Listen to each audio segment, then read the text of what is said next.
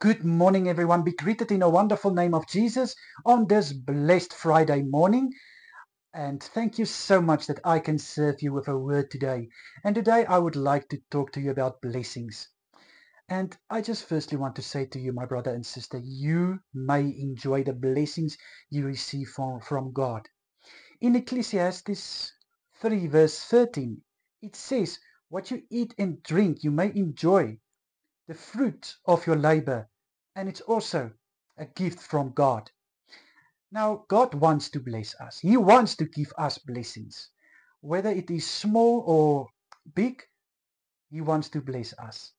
And I know we feel guilty if we enjoy our blessings, if we are, how can I say, happy, and if we are joyful, because there's other people who are not on that level. But you know what, child of God, true True thankfulness comes from the little blessings. God blesses us with so many things. Even if it's small or big, He blesses us and He wants you to be happy. All that God is asking is that you just still keep Him the center of your life. Make Him the focus point of your life. Put Him first and give Him all the honor and praise for the blessings you receive. So I want to so I want to tell you today again, my brother and sister, enjoy what God has given to you because that's how much He loves you. But don't forget who is the source of your blessings.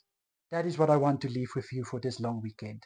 Enjoy everything you received from God's hand as long as God is still the focus point of your life. Let me pray for us. Father, I pray in your holy name. Thank you so much, Lord, that that we receive so many blessings from your hand. Thank you for everything you give us. Thank you, Father, that you love us so much. I pray, Father, that we won't use your blessings, Father, for things that is not in your will. But let us glorify you for our blessings. And I pray for those who doesn't see your blessings.